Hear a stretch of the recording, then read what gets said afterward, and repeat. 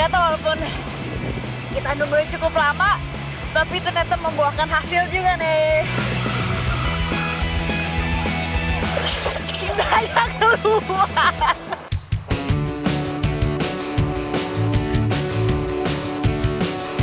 Karena semua bagian dari gurita ini bakal kita olah, jadi harus kita rebus nih selama kurang lebih 30 menit. Khususnya di bagian tentakel, karena bagian tentakel inilah yang paling keras atau alot.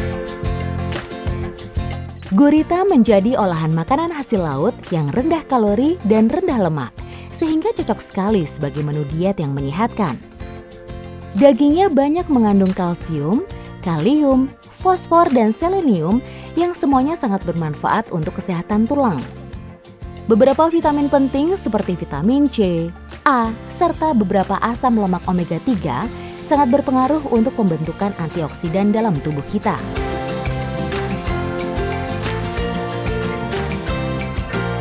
Yang unik dari pepes gurita atau yang disebut paes gurita ini adalah daunnya nggak pakai daun pisang, tapi kita pakai daun mangkok seperti ini nih, tapi kecil-kecil jadinya.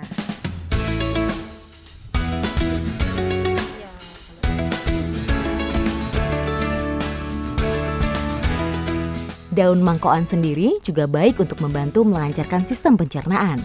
Kandungan seratnya cukup tinggi. Selain praktis, daun ini dikenal ramah lingkungan dan biasanya bisa menghilangkan bau amis pada pepes ikan.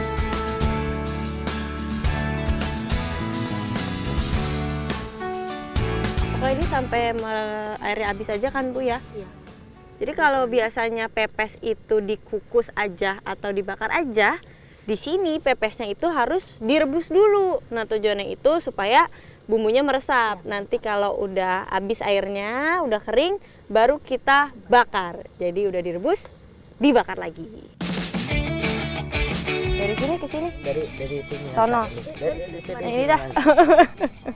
Jadi emang apinya itu walaupun menggunakan tungku yang sama atau api yang sama, tapi berbeda. Kalau yang tadi buat rebus apinya harus besar, sedangkan untuk membakar apinya harus nggak ada sama sekali. Jadi cukup pakai baranya aja yang memanas itu. Soalnya kalau ada apinya nanti dia bakal ngegosongin si pepesnya ini.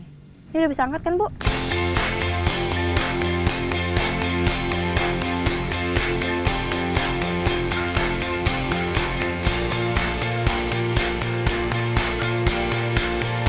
Bicara tentang bumbu, masakan Aceh tetap memiliki ciri khasnya sendiri.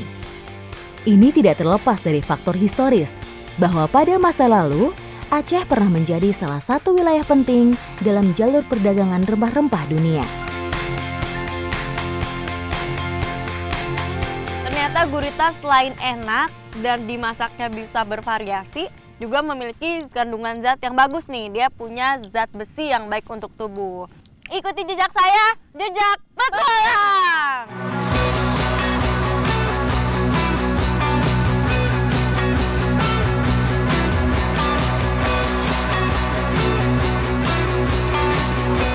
Kekayaan alam dan kearifan lokal masyarakat Indonesia tidak bisa terbantahkan. Salah satunya tentu saja yang mau saya ikuti dalam petualangan di Aceh Tengah kali ini.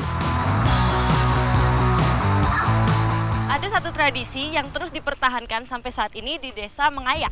Namanya itu nos perahu atau membuat perahu. Dan emang karena kayunya itu khusus, kita harus masuk hutan seperti ini untuk mencari bahannya. Ikuti jejak saya, jejak petualang. Pembuatan perahu di setiap daerah tentu berbeda. Petualangan saya kali ini akan mengikuti masyarakat Takengon dalam membuat perahu tradisionalnya. Lokasi pembuatan perahu berada di lereng bukit dengan kemiringan lebih dari 60 derajat, sehingga diperlukan perjuangan yang ekstra untuk sampai ke lokasi. Warga memanfaatkan alam dengan cara yang bertanggung jawab. Dalam pembuatan perahu, masyarakat menggunakan kayu dari pohon medang kuning.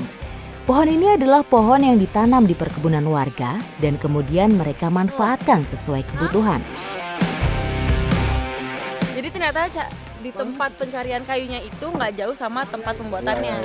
Seperti di sini nih ada kayu yang akan dibikin dan ternyata ini juga ada nih perahu atau sampan yang baru setengah jadi. Kayu yang diperlukan untuk membuat perahu adalah sebuah kayu bulat utuh dan lurus.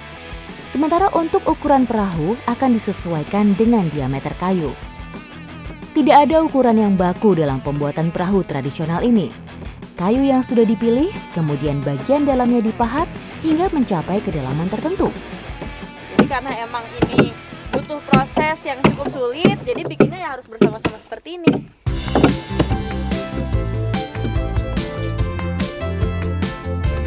Sedikit begini bang. Jadi ini bahkan talinya juga dari alam. Ini pakai tali rotan. Saya pikir tuh bakal pakai tali yang tadi di bawah, tapi ternyata tidak.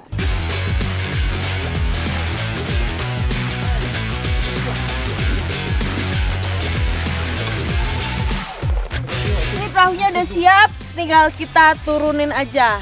Tapi ini turuninnya caranya bakal unik nih, soalnya dia bakal duluan dan kita bakal turun sambil menahan si perahu. Ini baru mulai aja ternyata berat banget, bro. Kita udah bareng-bareng dan ini gede-gede juga badannya. Tidak mudah menurunkan perahu dari atas bukit ke danau. Jadi ini emang harus dilakukan dengan 2 tim. Jadi yang satu di bawah untuk menarik, yang satu lagi di atas untuk menahan, dan untuk supaya lebih kuat dilingkarkan dulu ke pohon. Jadi sedikit-sedikit dikendorkan, jadi nggak langsung jatuh ke sana.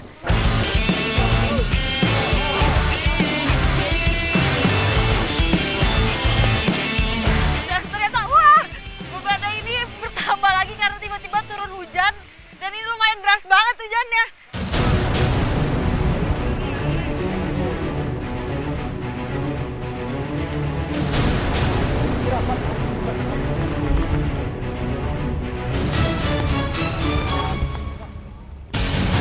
Ternyata emang karena bikinnya di atas jadi lebih simpel, tapi untuk nuruninnya nggak simpel. Di balik, aduh, sampai udah nggak tahu mana mana air, mana tanah.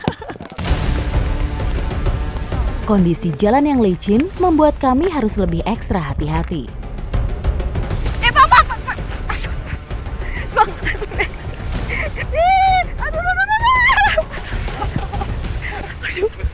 aduh, lumayan juga. Ini nggak bawa ini aja saya keprosot, ini udah bisa jadi prosotan padahal.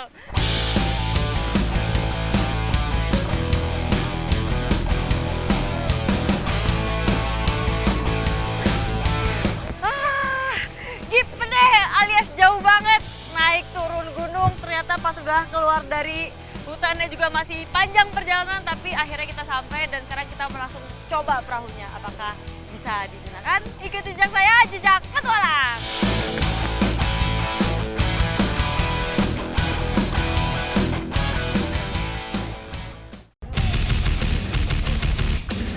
Karena emang zaman dulu sebelum ada jalan, satu-satunya transportasi ke kota ya sampan ini.